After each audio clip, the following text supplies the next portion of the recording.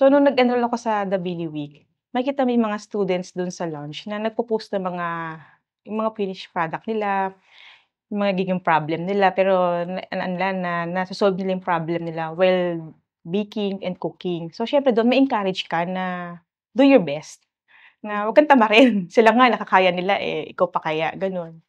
Ayun po, tsaka nagbibigay din ng additional knowledge, learnings si The Billy Week.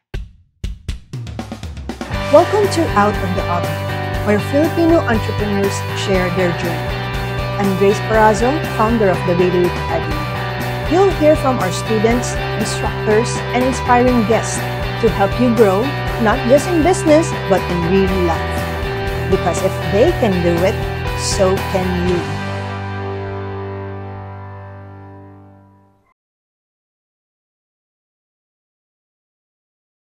Welcome to another episode of Out of the Oven podcast. And I'm here with one of our students from the Bailey Week Academy, Miss Aji Canicola. Hi, good afternoon, Miss Grace. Hello, Aji. Kamusta na? Okay naman po. Kumusta po, Ma'am Grace? Ako, okay naman din. Finally, natuloy Yes din po, itong recording natin after ilang weeks, no? Months na ba? Nakalipas. Grabe. Matagal. Oo, nakailang reschedule Na-busy. tayo. Opo, eh. At na-busy na rin sa buhay-buhay. Kaya yan, finally, it's here. So, can you tell us more on what you do? I'm Aji Canicola, owner of Lucius Cafe and Restaurant from Silang, Cavite. We serve Filipino food and Western food to those family who wants to celebrate their special occasions, milestone events, and creating special memories, unwind and relax. And we provide our good service and good food that feels like home. So, I've been in their cafe, no? Dati, iba yung name nila, pero they underwent some rebranding lately, no? And it's now called Lucius Cafe and Restaurant sa Silang, Cavite. Pero nagbago ba kayo ng menu ninyo? Po kami, nagdagdag bawas. Nagdagdag Opo, bawas. yes po. Okay, more So, on Filipino more on food. Filipino food na po. Yung ino-offer Yes nyo po. ngayon. So, naalala ko pa yung last na kinain ko sa inyo, pizza. Pizza, pork cheese pizza. Oo, nag-pizza rin kami nun. So, meron din silang mga pizza. So, Filipino and Western. Ayan. So, bago itong restaurant mo, what was your life like before? Actually, ma'am, after college, nag-work ako sa hotel. Ano ba yung course mo noon? AB Communication po. Communications. Yes, opo. Tapos nagpunta ka sa hotel. Hotel, opo. As a? Start muna ako sa accounting, cashiering sa hotel. And then, naging events assistant po. And then after that, nag-transfer pa ako sa ibang hotel pa sa somewhere in Batangas. And then, syempre, as I, nasa sales, marami ka na-encounter na customer, clients. So, na-encourage ako mag-medrep. Nag-medrep? Nag-medrep po ako for how many years? Mga 3 years siguro po. Okay. So, wala pa yung food doon? Wala Kasi pa. mag-events, Opo, tapos walang food. Opo. Sa sales? Opo. Actually, naging po ako sa Batangas, naging banquet supervisor. Bago ka nag-pharma? Opo, bago ako nag-pharma. So, meron na rin touch ng food doon sa banquet. Pero more on sales. Opo. Actually, kasi ako pa lang yung, parang naging all-around din ako noon. Ako yung nag-handle din ng booking kasi konti pa lang kami nun sa hotel. So, saan punta ka sa pharma? Opo, napunta ako sa pharma. Ano nangyari? Napunta ka sa pharma? Biglang nandun ka sa hotel. Parang napagod siguro. May iba naman yung environment ko. May iba naman. May iba naman siya. So, ilang years ka sa pharma? Siguro nag-start po ako sa pharma 2004 hanggang 2007. Pero 2007 hanggang magbuntis po ako, parang independent na siya. Nag-distribute ako ng sarili kong gamot. Kumbaga may brand na kinukuha ko sa isang malaking company, kami nag-distribute per area po. For example, Cavite, ako akin lang yung Cavite. Hanggang sa nabuntis ako. Okay. Doon ako nag-stop. So, dyan na sa pharma mo na meet yung husband mo. Yeah, opo. Okay, so nabuntis ka, nag-stop ka? Opo, nag-stop kasi nahirapan ako magbuntis, naka-bedrest. So, sabi ng OB ko, kung gusto kong magdiretso, handa ako ng millions para, kasi yung Millions bata. Opo. Siyempre Okay. takot. Tapos incubator yung bata. So, Okay. kailangan ko mag-stop. Para sa anak mo. Opo, nag-stop ako para siyempre ma-deliver ko siya ng safe. and healthy. So, yung husband mo na lang yung nagpo-provide nagwo-work. nun that Opo, time. that Okay, so paano ka naman napunta sa food? Actually, nung ano pa ako, prior pa ako mag-asawa, parang gusto ko talagang mag-bake. Yun lang naman yung habol ko mag-bake. Matuto lang ako ng choco mousse, tsaka chocolate mousse, tsaka ng Brazo de Mercedes. Yun lang naman yung Pangarap mo sa pangarap ko buhay? sa buhay. Okay. Oh, Gusto ko lang kasi matutunan. oo. Sa area namin, wala naman doon na malapit na, ano, nung time na yun, wala pang mga baking school na yung available. So, nung pagkapanganak ko, nag-search agad ako. Sa isang chef, doon ako nag-enroll, doon ako nag-start na mag-bake. Online or ano? Face-to-face. Face-to-face. Face-to-face pa noon. So, ako na rin gumawa ng birthday cake ng anak ko nung nag-1-year-old siya. Doon nag-start. Tapos, dumating din syempre yung time na parang napapagod ka kasi ikaw rin magliligpit. After, So, nung time ba na yun, nagbebenta-benta ka nagbebenta na? po Or... ako cupcakes, brownies, cookies. Yan lang po yung product ko dati. So, hindi lang siya pang hobby lang talaga. So, nung una ba, nag-start ba siyang hobby lang? Pangkain lang po namin. Okay. Tapos, nakakatikim yung mga friends. Pag-order ko ng ganito, ganun. Tapos ikaw naman, Oh, siyempre, sige, pera to. sayang eh, di ba? Siyempre, pera to after. Oo. So, aside from that, what made you decide to sell yung products mo? Para ano po, meron din kaming extra income na... Kasi nung bata pa ako, ayaw talaga na humihingi ako ng pera. Yun yung talagang, hindi ko, parang nahihiya akong humingi ka sa parents ko. So, parang may sarili akong pera, yun, nagbebenta-benta. Okay, so tulong na lang rin Opo, doon tulong sa sa husband mo. family po. Okay, para magkaroon ka ng extra income. Mm-mm. So, nung time na yon, nanganak ka na ba nun? Nanganak na po ako nung nag-ano ko ng baking, nag-aral. 6 months na yung baby ko, nung nag-aral ako mag-bake. Kaya nung nag-1-year-old siya, ako nang gumawa ng birthday cake Tapos niya. nagbenta ka na rin nun. Opo, nabenta. So, buti napagsabay mo siya.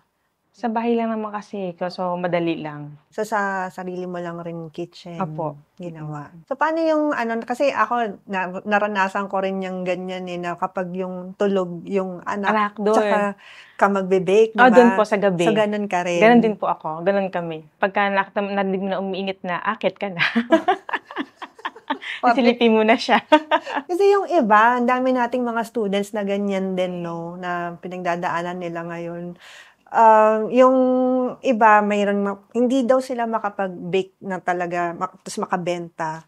Kasi nga, yung anak nila, they have to take care of their kids. So, sa'yo, Pagtulog po talaga. napagsabay mo. Opo. Tsaka kasi ang ano sa baby ko, hindi siya iyakin. Basta ilagay mo lang siya sa crib, nakikita niya nandun ako, hindi siya mahilig magkarga. Kaya Okay. nagagawa ko din yung pag-bake. Ay, ang galing. Ganon. Low maintenance. Ganon siya. So, yung nag-start ka na nga na magbenta-benta, syempre, hindi naman yan diretso restaurant agad. Hindi po. diba? Kasi dumating yung time na tinamad na rin ako mag-bake. Kasi, syempre, ikaw yung magpe-prep ng mag-mise en place. Hanggang sa paghugas ng baking pans, ikaw din. Nakapagod. So, nag-online selling ka for how long? Actually, hindi naman talaga siya full-time na online eh. Yung mga nung nag-school na kasing anak ko, doon, yung mga kakilala na lang sa school. Doon sila yung mag-order sa akin. Tapos yung mga friends na asawa ko, ganun. Sila yung mga nag-order. Bantay ka rin ba sa school? Bantay ako. Diba? Habang nag-iintay, chichikahin mo yung mga parents mo na, bili kayo ng ganito, ganyan. Correct. May order. Ganyan din ako dati. Ganun po. Kasi nga, syempre, hahatid mo yung anak mo sa school, tapos aabangan mo siya. Antayin mo siya. Oo, antayin mo. Instead na makapag-chismisan ka, Oo. opera mo na lang sila. Correct, diba? Kailangan maging friendly sa mga co-parents. Oo, hanggang sa, everyday sila na lang rin yung, sila po mag-chat bibili. sa'yo na order ako ng ganito, ganyan. Ganun. So, simula muna sa, testing muna, free taste, mga ganyan. Tapos order na sila. Tapos umabot na rin ba sa mga teacher? Yung umo-order? Mo-order. Umabot din naman po na Oo. na-order sila. Tapos plus yung pharma friends mo Opo. dati. Talagang i-maximize mo yung network Yes mo. po. Diba? Hindi pwedeng, nandun ka lang Nakaupo, nakahiga. lang. Yan, madiskarte, di ba? What made you decide na gusto ko nang magkaroon ng sarili kong restaurant? Actually, bago pa po yun, na-experience ko na mag-supply muna ng mga pasalubong. Anong pasalubong? Actually, start kami, pastillas. Iba't ibang flavor ng pastillas. May plain, may ube, may strawberry, may buko pandan, gano'n. And then, toasted pastillas din po sa Tagaytay. Yung sikat na pasalubong shop sa Tagaytay. Sila sinusuplayan Opo, mo? sila.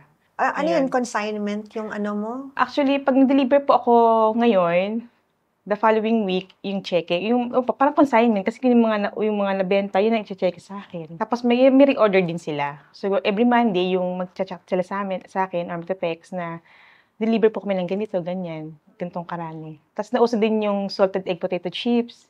Ay, hindi na po. ganun ka rin. Opo, nagganon din ako. So, more on mga pasalubong. Opo, more on pasalubong. Kasi nga malapit ka sa Tagaytay. Sabi ko, mas madali siyang i-handle kasi mag-bake ako na mag-bake.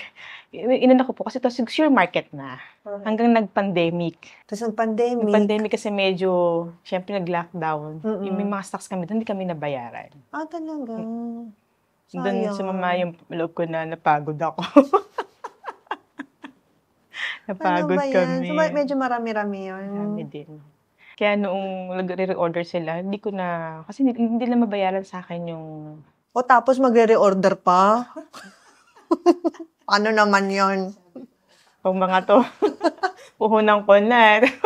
Di ba, pagod ko pa. Tapos nag-ano po kami, before pa mag-pandemic, nag-ano kami, parang, kasi parang nakita ko yung isang pizza shop sa amin, sa area namin. Sa Tagaytay kasi yung school lang ako nakita ko yung isang pizza shop doon na pinipilahan siya. Sabi ko sa husband ko, sabi ko parang, cleaning ako ng pizza. Pag-aralan nga natin yung pizza. Para syempre hesitant ka pa kasi paano mo i-market, paano mo ganun siya. Tapos, pinag-aralan namin yung pizza. Nag-lockdown nga. Nag-lockdown siya. So, prior lockdown, nakapag-order kami ng yung oven, yung stone. So, parang namin matry yung pizza na yung manipis lang. Kasi yung anak ko, ayaw niya ng yung ma-bread yung pizza. So, yung kasi gusto niyang pizza, hindi siya pwede sa akin kasi oily. So, kailangan ko mag-aral yung pag-aralan yung pwede rin sa akin na pizza. Yun hanggang sana okay na po siya. During the lockdown, nagpapa-order kami sa mga friends. Kasi i-deliver ko na lang. Kahit Tagaytay yan, pinupuntahan ko pa. So, yung nagustuhan naman nila, naging okay naman yung lasa. Pumatok naman siya. Sabi ko, mag-ano lang tayo, kumuha kami pwesto. Pero more on deliver pa lang. Kasi nga po, lockdown, yung may COVID pa. So, doon nag-start. So, kasagsagan ng COVID? Opo, kami nag-open. Nag-open kayo? Di ba lakas ang loob? Doon po kami mayaman sa lakas ng loob. So, habang lockdown lahat, nag-open kayo? Open po kami. Opo, okay. Open po kami. Tapos, yung mga friends namin sa Parma na may rice meal ka. Kasi syempre, sawa sa pizza yung mga may rice meal ka. So, doon nag-start na, sa pwesto po namin na kinuha, hindi kakasya yung kitchen na kung doon ka pa mag-rice meal. Sa bahay ko ginagawa. So, nag-usapan namin. So, maliit pa yung pwesto nyo dati. Maliit yung pwesto namin, opo. Parang 26 square meters lang yun. Sa bahay ko niluluto. Ako lang mag-isa. Pati mag-bake. Dumating yung time na may order ako na ilang rice meal yun. Tapos, siguro mga 30 cakes. Sabay-sabay mo yung order. I-deliver yun. Kami pa na mag-deliver kasi, opo, na 9 inches. So, ang dami. Kami naman ay namin sa third party kasi may bad experience kami na hindi nakarating. So, kami pa rin mag-asawa yung magde-deliver. Para ma-assure namin na na-deliver ng safe yung product. Ganun po. Tapos hanggang sabi namin, magpalaki kaya tayo kasi parang okay naman yung food na niluto natin. Tanggap naman ng mga, sa panlasa na mga alam natin may pambayad. Ayun, doon po nag-start. Naglakas loob kami na yung tapat ng pwesto namin dati na bakante, nakuha namin siya. Ngayon. So, syempre, nag-start kami, hingi ng tulong sa parents, sa kapatid, para masimulan yung building. Kasi kami rin nakagawa ng building. So, naka-lease? Naka-lease po siya. Yung property. Yung property. So, dati wala pa, lupa lang yun dati? Gubat. Gubat siya. Gubat. Pinaayos namin talaga. Kami talaga nag-develop dun sa area. So, with the help of your relatives, parents. Kasi ang laki nga ng investment doon. Nung nakita ko yung lugar ninyo, medyo malaki Ilang square meters yun? 500. 500 square. Tapos meron pa nga kayong alfresco dun Opo. sa Actually, ngayon bandang napaisa likod. namin siya. Di ba dati ano lang siya yung progress? Oo. Kapag naulan kasi maputik. Oo. So yung pinakadulo, kakatapos lang actually nitong isang araw, pinasementohan na namin siya. Pero hindi lahat. Pinagtira kami ng portion na meron pa ding greens. Sabi ko, sa kanila namin isipin kung semento rin namin yun. So aside doon sa main na restaurant nyo, pwede rin mag-events doon Opo, sa, pwede ano, po, sa opo. labas kapag hindi maulan. Maulan, Or meron opo. na kayong tent. Meron pa lang kami isang covered na alfresco doon sa, nakasya lang 20, no? Kaya 20. 20 pa lang yung kasya. Pang ilang years? 2 years na po. 2 yung years. malaking restaurant na po. Oo. Tapos yung lease ninyo, After 10 years, renewable po. how does that work? Yung gano'n na lease? Sa contract namin, iiwan mo pag umalis, iiwan mo yung building. Building. Kasi yung lease, yung difference nung rent at saka yung lease. So, mas mura yung pag-lease. Mahaba lang yung lease. Parang parehas lang po. Parehas lang. Parehas lang. Hindi siya mas mura kasi long-term na investment. Siguro depende sa sa owner. Pero monthly yung Monthly po, bayad opo. mo sa Monthly, kanila. opo. Okay. Pero once kung kunwari ayaw mo na, gusto mo na lumipat or Balik mo hindi. Iwan mo Nawala. talaga yung building. iiwan mo lang siya. Iiwan mo siya. Pero naka-contract yun na at this 10 years ka na. 10 years. 10 years ka magbabayad dapat, ganon. Kahit na ayaw mo na. Ay, hindi po. I-determinate natin yung contract. Kasi yung kabila, meron kasi kaming restaurant sa likod din namin, na sila din may alam ng property. Alam ko, parang kinilose na siya. So, alam ko parang terminate lang siguro yung contract. Iwan yung building. Tapos bahala na siya. Paparent na lang ulit. Paparent na lang. Paparent na lang ulit. Na ganun. So, tinayo nyo na yung restaurant. I'm sure marami kang mga challenges na experience. Opo, mataas pa sa akin yung challenges. Mataas pa sa'yo yung challenges. So, ano yung biggest challenge na mo? Pinaka-biggest po, pag-hire talaga ng staff. Kasi nowadays, yung mga kabataan, iba na sila. Kasi nung panahon po natin, parang tayo, okay lang mag-all around. Sila kasi specific. Kung kung waiter ka lang, waiter ka lang. Ay, parang ayaw na naglilinis ka ng ganito, ganyan. Kung receptionist ka, ayaw na nag-serve ka. Ayaw nila nag-order cake sila. Ganun. Grabe. Ganun na yung mga kabataan. Yes. Parang hindi lang naman rin ikaw yung nakaka-experience niyan, Hindi no? po, madami. Ang dami Hindi lang rin. din sa restaurant industry. Kahit sa ibang corporate po na marami silang demand. Tsaka sila pag napagod, kinabukasan hindi sila papasok. Walang pakialam. Wala na silang pakialam kung may trabaho sila ngayon, bukas wala. Ganun po. Kung papasok no, kailan trip? Kung kailan ang trip. Siyempre po sa food business, hindi po pwedeng kung kailan lang gusto. Kasi may time na, minsan may naka-reserve sa'yo, tapos hindi mo papasukan. Po yung operation. Oo. Di ba mapipilay? So, Kailan yung staff mo ngayon? sa ngayon po, 4. 4 ngayon. Pang 5 ako. So, parang ikaw yung manager, tumatayong manager. Opo, sa ngayon doon. po.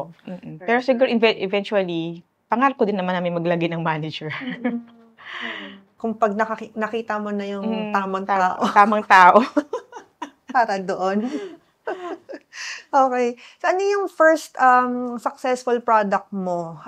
Na-mention mo kanina yung pastillas. Diba? Yun na yung first na successful product. Yun. Tapos, nauso ang ube cheese pandesal, di po.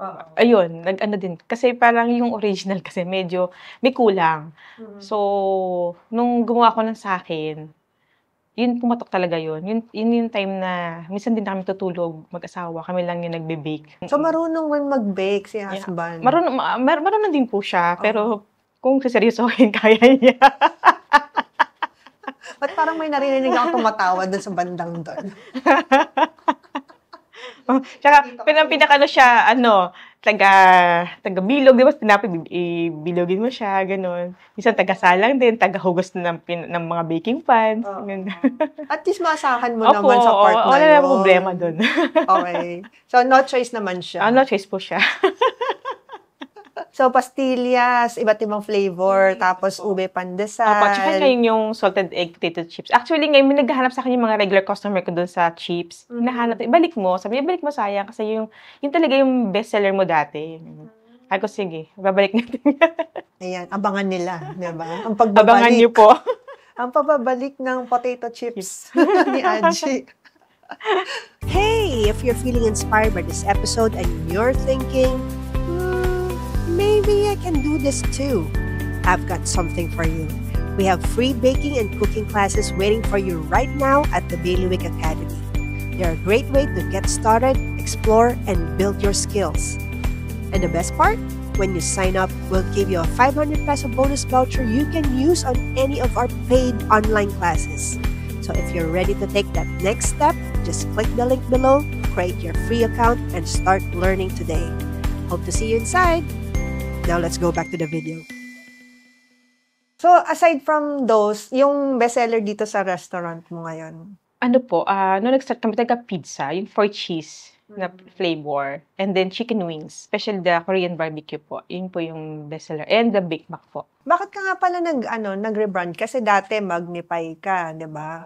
Tapos bakit ka nag-rebrand? Kasi yung Magnify po, actually, noon kasi pang yung pizza. So ngayon po kasi para ma-identify kami sa restaurant na talaga, full restaurant. So nag-rebrand po kami.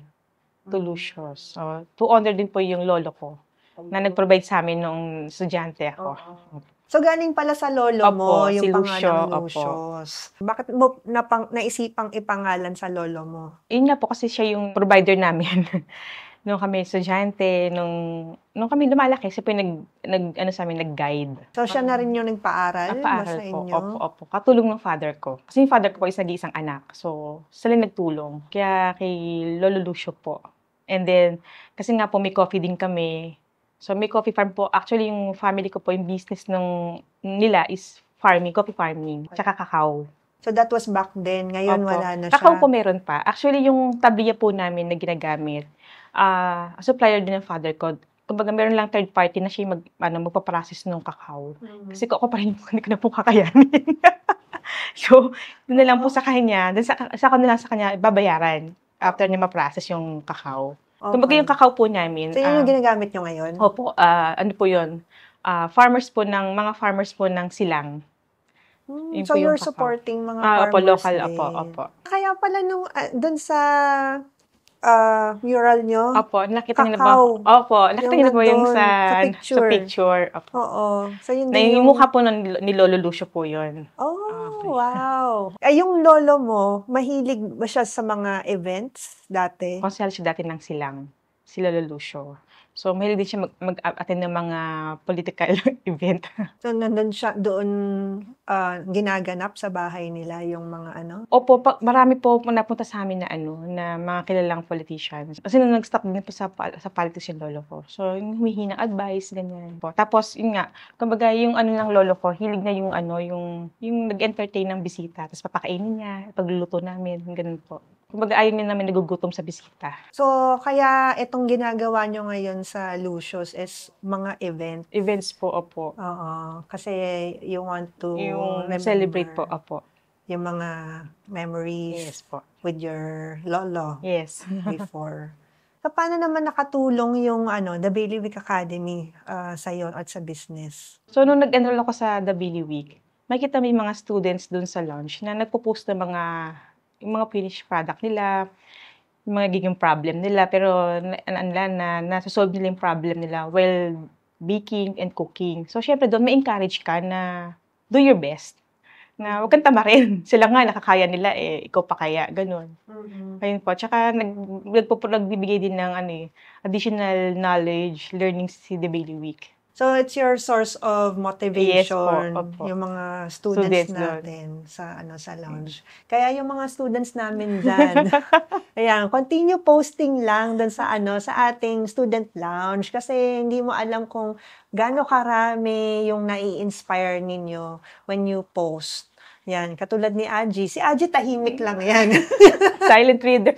Silent reader, lurker, mga ganyan. Pero na-inspire pala siya sa mga post ninyo. So, kahit na hindi siya nagre-react. Nag-heart naman po ako sa mga post. Tamad lang talaga akong mag-post din. Hindi rin siya minsan nagko-comment.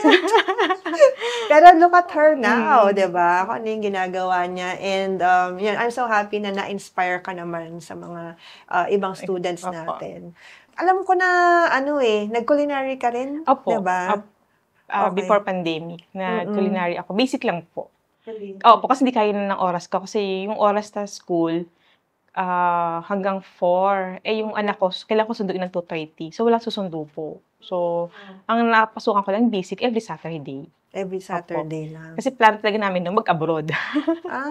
Okay. Kaso hindi na makapag-abroad, nag-restaurant kami. So, wala na po. Talagang kailangan naming Okay. pag-anhan tong restaurant. So, nag-culinary ka bago mo makilala ang Bailiwick or after? Actually, lumabas na po kayo sa feed ko. Actually, nakapag-sign up na ako nun sa The Billy Week. Noong 2018, di ba po? 2018 na? 2018 nag-start. 2018. Opo, nauna yung The Billy Week. Nakapag-enroll ka na rin? Hindi pa po. Nag-sign up lang ako doon, pero hindi pa ako nag-enroll. Nag-enroll ako na pandemic na. Nung pandemic. So, nung una mga basa-basa ka lang muna ng emails ko. Hindi, nag-email. Kaya ako nakapag-sign up. Kasi may nag-email, may invitation nga ako na receive. Or baka may na-attendan ka. Kasi dati, nagsisimula pa lang ako, wala pa yung website. Nagkukuha na ako ng mga email sa mga events. Yun, baka doon. Tapos nag-invite na ako noon ng mga students kahit wala pa yung site. So, alam ko nga you're one of our first na mga students eh. So, kahit na nag-culinary ka, you still continue to enroll Opo. sa mga classes namin, no? Kasi syempre, meron ka pa rin hahanapin eh. Meron ka hinahanap na diskarte na, paano ba na-achieve itong ganito, ganyan. Yung mga techniques, gano'n. So, may additional learning ka naman. So, totoo lang, meron po talaga. Kumbaga, minsan, sabi ko, kailangan ko malaman yung technique niya para at least ganun po. That's good to know na nakakatulong naman pala kami. Opo. Alam mo, nag-catering ka rin, di ba? Opo, Sa amin, nag-catering nag-enroll ako. ka rin ng catering 101. Kamusta naman? Na-apply naman. Actually, meron kaming catering sa 17. Tapos yung catering na yun, good for, how many packs? 60 Opo. 60 packs. Actually, na-try ko na yung kay Chef Him na tandoori chicken. Ang sarap nun. Na-try ko siya nung birthday niya, ng aming Yun yung handa. Tsaka yung Korean, yung chicken salad. Korean chicken salad. Kamusta? Sabi ng isang kumbisita, crunchy pa yung chicken mo kahit na may sauce na yun. Oo. O, diba? So, naka 60 packs ka na agad. Nakailang packs kami this 17, meron kami 60 packs na Oo. Ano yung biggest na, na cater? Ganun pa lang. Ilang packs? Mga 60, 50, ganyan. Pero ready ka na for 100 after this podcast. Actually, pwede naman po. Actually, yung pagpesa sa father ko, yung pagpapractice namin. Pagpapractice namin. Sa daddy father mo? ko. Kasi nag-i-events din siya. Pagpesta. Oo nga. Diba? So, in preparation. Kung ka na muna caterer, kami na. Oo. So, ano yung mga, best practices dito sa business na pwede mo ma-share sa viewers? Maging ka lang lagi, ready and kailangan kinakausap mo rin yung staff mo. Para at least may makatulong kayo dun sa negosyo. Kung anong dapat natin gawin, tama ba tong ganito, okay ba sa yung ganito, ganun po. Para din yung staff, feeling nila, importante rin sila sa negosyo. Kasi kapag feeling nila, utusan lang sila dyan, syempre, anytime pwede silang umalis, iiwan ka ng mga yan. Lalo na kung yung staff mo ay nakapagkatiwalaan. Correct. So, make them feel a part of your team. Yes, diba? Part of the family, ganyan. Kailangan nyo rin silang i-guide. Kasi minsan, ito na gawin mo, ikaw na mag-decide. Syempre, minsan, hindi maiwasan yung pumapalpak. So, i-guide lang. Sabihin nyo, next time, ganito gagawin natin. Any mindset shifts sa sa business mo? Ano po ngayon? Huwag nyo na pong papansinin yung mga negative sa outside world. Kasi pag nagnegosyo po kayo, may mga talaga dyan, yung mga negative na ikaw madidinig. So, huwag mo na lang silang papakinggan para at least makadiretso ka doon sa goal mo. Makapag-focus ka sa goal mo. Kasi before po, yung syempre iiyak ka, ganito na, may nadidinig ka ng ganito, yung mga friends mo, ganito, ganyan. Yung 2025, pag yung 2025, wala, hindi ko sila papansinin. Wala akong pakialam kung sabihin nila. Correct. Kay Ber. Iba ko sa inyo. Basta ako nandito, diyan kayo, bahala kayo dyan. Basta masarap yung pagkain namin. Do you have any decisions, biggest decision na nag-contribute that has the biggest impact sa business mo? Yung lakas po ng loob na yung mag-as ng help financially na itayo yung negosyo. Siyempre ano 'to, big responsibility na 'pag meron kang pera. Buti hindi ka napanghinaan ng loob nun na ano, na magtayo ng business. Hindi po, malakas talaga yung loob ko. Basta meron lang talagang mag-ano sa'kin, susupport, hindi naman yung asawa ko. So, Nandun yung thankful family. to Opo, Jay. opo, Tsaka minsan sabihin ko sa tatay ko ano, "Ito na daddy," gano'n parang matumal kami ngayon, hindi talaga negosyo. Kumbaga i-ano ka pa, ipu-push ka pa talaga niya ano, ganyan talaga. Hindi negative yung ano, madidinig mo. Surround yourself with positive people. Hindi na po, tatanggalin niyo sa buhay niyo yung mga negative. Kahit na family mo, di ba? Totoo po, totoo. Tatanggalin mo sila. Aalis ka doon sa lugar nila o sitwasyon nila. Opo. Totoo po yun. Sasabi ko naman sa kanya yun. Pag may, alam niya, pag nangasawa ko na pag ano, kahit kaibigan, na matagal ko na kaibigan, pag negative yung ano sa akin, hindi ko na sila, noong una na ano po ko, naapektuhan. Oo. Pero nito hindi na. Kumapal na yung ano ko. Kumapal na. Kumapal na. Oo, wala nang pakialam Wala yan. nang pakialam. Oo. Kasi wala naman niya makakontribute Wala sa po buhay talaga. natin. Wala po talaga. Tsaka, Saka pray lang din talaga. hindi naman sila yung nagpapakain sa inyo. Totoo po. Diba? Tsaka syempre samahan mo ng ano, pananampalataya. Tama. Hindi talaga mawawala yung ano, no, yung prayers. Kasi ano, kailangan mo rin yun kapag yung times na down ka Opo. na. Ako every morning pagising ko, Lord. Ano pa talagang, syempre, panibagong araw na naman ito. Oo. Tapos pagdating sa gabi, thank you Sabak po, na Lord. naman. Sabak na naman kami. Sabak na pagising mo, sabak ka na naman. Tapos paggabi, thank Thank you, you, Lord. nakasurvive Bye. ako. Bukas po ulit.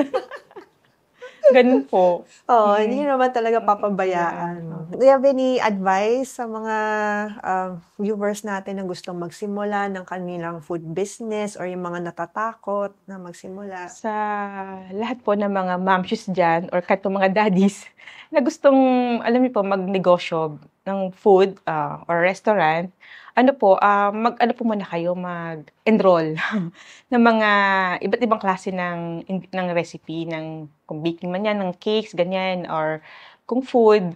Basta mag-enroll po kayo dun sa, alam niyo pong masarap magluto.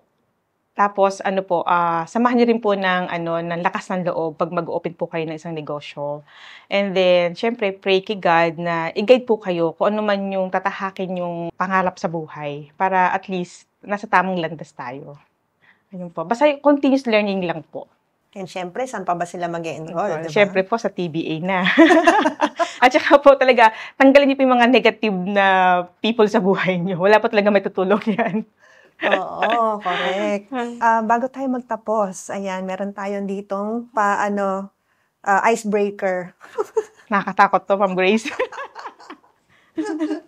So, syempre, kung yung iba may fast talk, ako naman may paganito, di ba? Ayan. So, pili ka ng kulay, kung ano yung gusto mo, category. Meron tayong category dyan. Oh, select one lang. Okay, sige, basa and then answer. Mapang Miss Universe questions yan. What show on Netflix did you binge watch?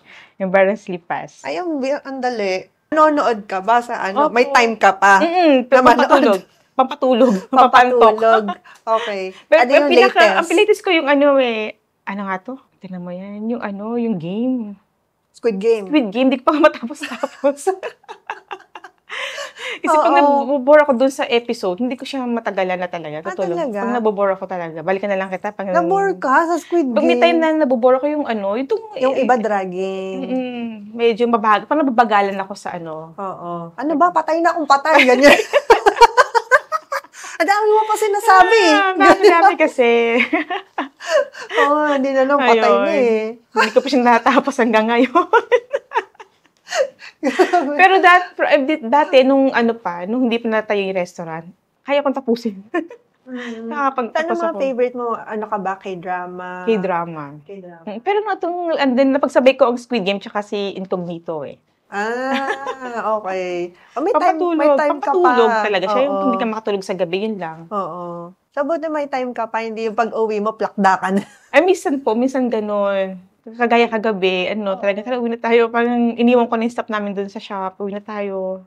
Parang antok na ako. Kasi nung isang gabi, meron kaming parang nag-meeting isang pharma company na inabot na ng 2:30 AM. So, inintay ko sila. Pinuwi ko na yung staff ko, ako na lang nag-intay. So, yun. Grabe, hanggang 2:30. 2:30. Tapos, may pasok yung anak ko, 5 AM gigising. O di... Kaya kagabi, antok-lantok na ako.